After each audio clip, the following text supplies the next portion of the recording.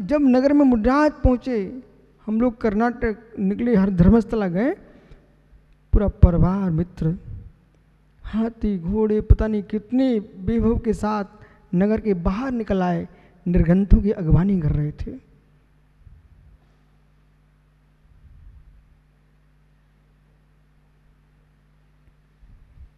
आप क्या छोड़ के आए हैं? दम, त्याग। यदि आपसे कोई अपनी अनुभूति पूछे मित्र, तो ये मत सुना हम क्या थे, तुमसे सुंदर तो भोगी लोग आज हैं। भोगों की बात सुनाना चाहते तो आप ये सुना सको तुमने यहां आकर के योग में क्या हासिल किया है, उपयोग की विशुद्धि कितनी बनी है, असमान जाति पर्याय के राग से कितनी पृथक हुए हो। ये यदि सुनाने लग गया तो हो सकता है किसी जीव को सत्य का बोध हो जाए। और यही सुनाया हमने इतना वैभव छोड़ा है, ये तो मल है, ये तो मल है, इसे क्या सुनाने का, और तुम्हारा था ही नहीं, पुद्गल का पिंड है, और पुद्गल पिंड की प्रशंसा कर रहे हो आप, भगवान आत्मा कैसे हो? 23 प्रकार की वर्णाओं में से 5 प्रकार की वर्णा जो है यही जीव के लिए ग्राह्यमान है, से सब अगृहित हैं। इन 5 प्रकार की वर्णाओं का ही तुम जो कुछ कर रहे हो वो कर रहे हो। हे मित्र, सम्मेलन है पुद्गलों का, वो तुमको प्राप्त हुआ है, इसे दोहराने की क्या आवश्यकता है? बेटा अंकुश, जिस बुद्धि से घर का त्याग किया बालक, उसे कभी स्वप्न में भूलना मत। अंतिम समाधि काल तक बीच के झमेले तुमको दिखते रहेंगे, इस अज्ञानियों के हैं, तुम तो उसकी याद करना। हमने गुरु के चरण पकड़े क्यों हैं? उनके चरण आस्था के चरण हैं, अपनी आत्मा को भगवान बनाने के लिए।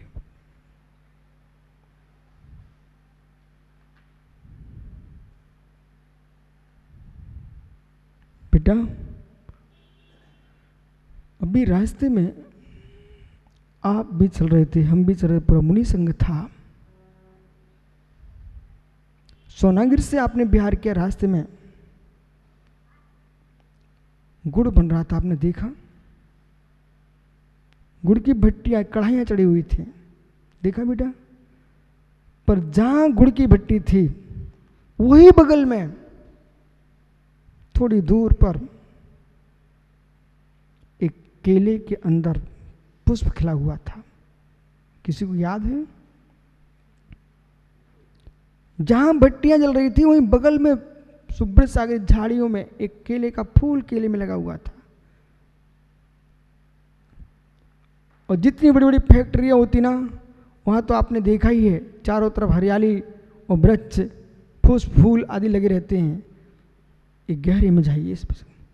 जहां भट्टी जल रही थी वो अपनी आग उड़ रही थी, परंतु फूलवान पुष्पवान वृक्ष अपने पुष्पित हो रहे थे, उसको भट्टी से कोई प्रयोजन नहीं था।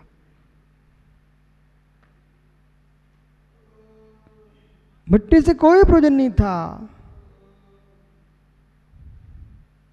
नहीं तुम देख पाए तो मित्र अपने घरों के में चले जाइए।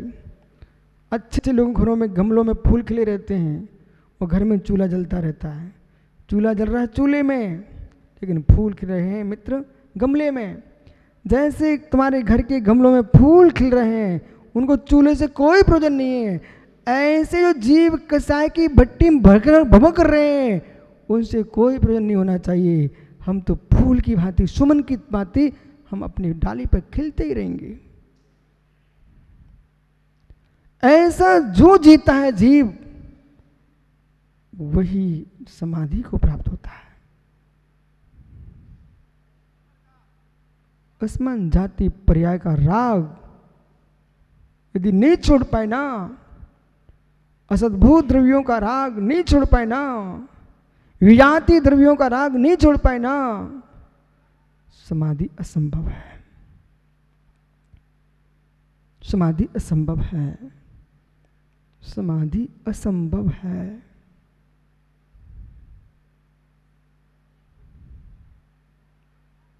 इसलिए 16वीं गाथा की व्याख्या जैसे स्वामी जिस धारा में कर रहे हैं, अंत में यही कहते हैं शुद्ध आत्मा ही उपादेय है।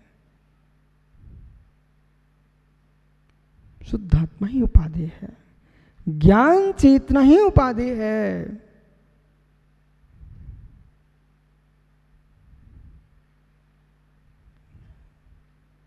छोड़ चुके हो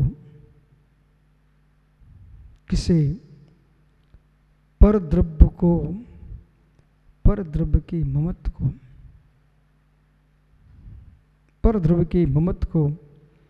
इस स्वाध्याय की धारा बहुत अनिवार्य है, अन्यथा साधक को पता ही नहीं चलेगा मेरा अंतरंग स्वरूप क्या है। बहिर्वृत्ति भिन्न है, अंतरंग वृत्ति भिन्न है। लोक की धारा दीपक भैया भिन्न है, आत्मा की धारा भिन्न है।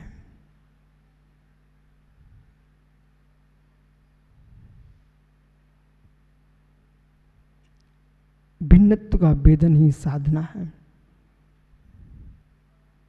अभिन्न की लीनता समाधि है। क्या हुआ चक्रेश? भिन्नत्व का वेदन साधना है, अभिन्नत्व की अनुभूति समाधि है। बराबर? अपने को पर से भिन्न देख लेना ये साधना है। अपने स्वरूप में डूब जाना ये समाधि है। इसलिए अच्छे अच्छे साधकों के लिए, तत्व निर्णयों के ज्ञाताओं के लिए आज से सारे प्रपंच छोड़ करके मत दो समय उनमें दृष्ट श्रुत अनुभूत, आपने 3 दिन पहले सुना था। मत दो समय उनमें दृष्ट श्रुत अनुभूत, मत दो समय उनमें दृष्ट श्रुत अनुभूत। कहाँ देश में कहाँ विदेश में क्या क्या हमने देखा है, इसमें समय क्यों बर्बाद? क्या देश में क्या विदेश में हमने भोगा है, इसमें क्यों समय बर्बाद? वो तो बहुत हो चुका है। क्या देश में विदेश में हमने सुना है, वो बहुत हो चुका है, क्यों समय बर्बाद कर रहे हो? आत्म मध्य प्रदेश में हमें क्या देखना है, इस पर विचार करो।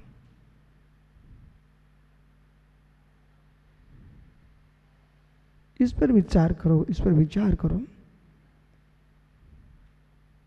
गवेषणा का विचार तो करना ज्ञानी, लेकिन गवेषणा में ऐसा न लाना।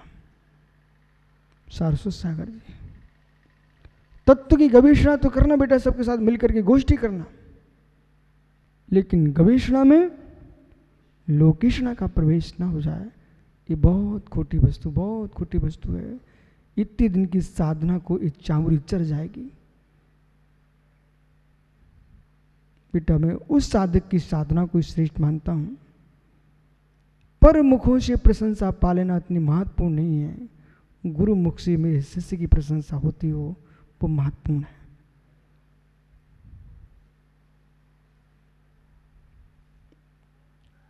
गवेषणा करना ऐसा में नहीं जाना बेटा, अभी बहुत दिन है, बहुत दिन है, बहुत दिन है। आज सुबह से मैं बहुत अच्छा लिख के आया हूं।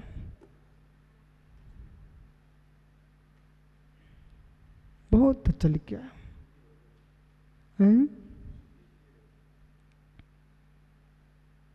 क्योंकि मैंने निर्णय कर लिया है जीवन के इस कलयुग में विशुद्धि का जो स्थान है, कुंद कुंद भगवंत कहते हैं पंचम काल में स्वाध्यायी ध्यान है। रण सारजी में चक्रेश क्या लिखा?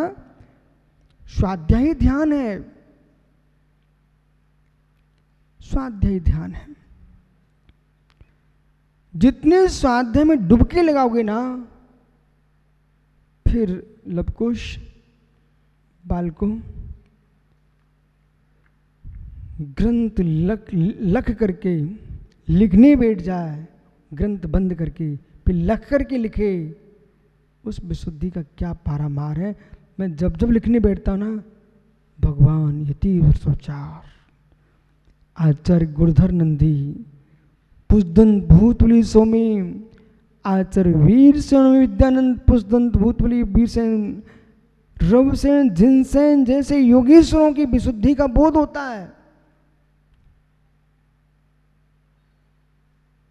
लेखक शिल्पकार जो तीर्थंकर की मूर्ति बना रहा हो, उस कारीगर से मिलना।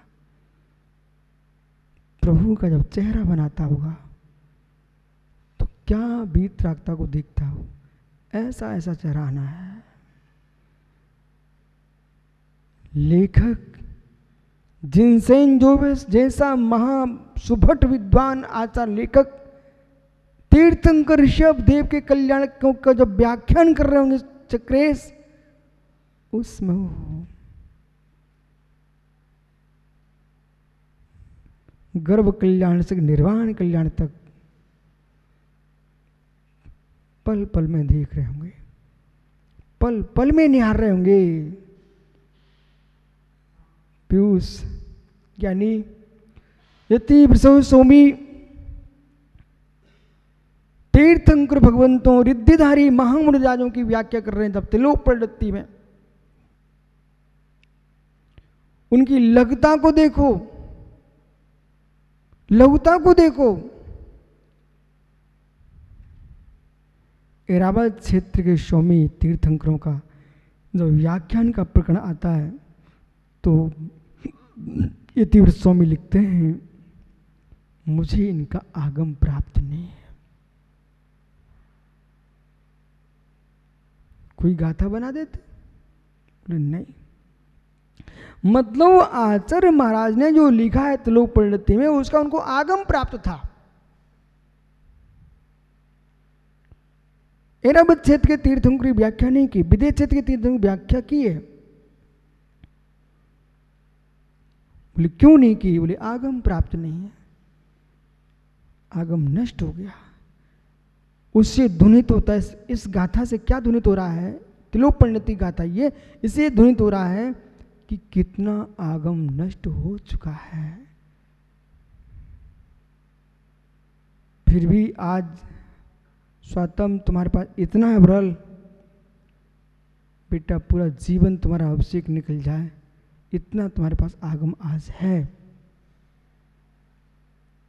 मतलब दूसरे चिंतन को स्थान ही नहीं है, इतना आगम तुम्हारे पास है।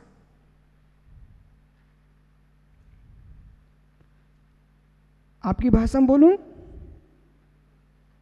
महात्मा सौरभ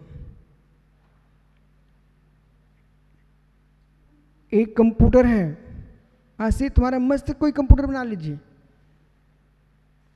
ओ इतना मीटर तुम्हारे पास, इतना मीटर है कि कंप्यूटर के यंत्र तंत्र अभी कम पड़ रहे हैं, तो आप क्या कहोगे? मीटर ज़्यादा आ गया।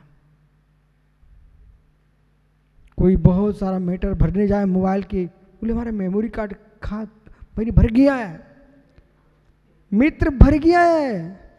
फिर कहना पबनीस विपुल से जरूर बोल देना कि भाई जैसे किसी के मोबाइल का मेमोरी कार्ड भर जाए और विशु कहे भाई ये बात मेरी बात भर लेना, तो तू धीरे से कहता भाई मेरा मेमोरी कार्ड भर गया है, अब नहीं, मैं नहीं भर सकता हूँ, नहीं भर सकता हूँ, नहीं भर सकता हूँ। ऐसे ज्ञानी आपके अंदर एक विषय आना चाहिए कि जगत आगम इतना भर लो, इतना भर लो, इतना भर लो कि बाहर की बातें कोई बताने आना, भैया रहने दो, मेरे पास स्थान नहीं है इसके लिए, अब मेरे पास कोई स्थान नहीं है। घर में मेहमान आ जाए तो तुम अपने कमरे से बाहर करते, बोले मेरे स्थान नहीं है भैया, जाओ जाओ तुम दूसरे कमरे देखो। ऐसे ही मित्र बाहर के विचार आना, उनसे कहो ना मेरे कमरे में स्थान नहीं है, जाओ जाओ तुम बाहर जाओ, दूसरे स्थान देखो।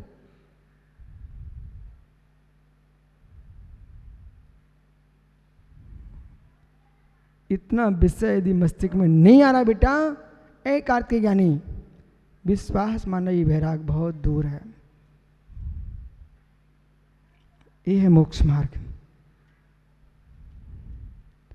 समाधि का तात्पर्य मात्र शरीर को स्थिर करना, नेत्र बंद करना नहीं है। समाधि का मतलब है पर भावों में, निज भाव में समत्व भाव, साम्य भाव। चाहे मनोज्ञ वस्तु हो चाहे अमनोज्ञ वस्तु हो,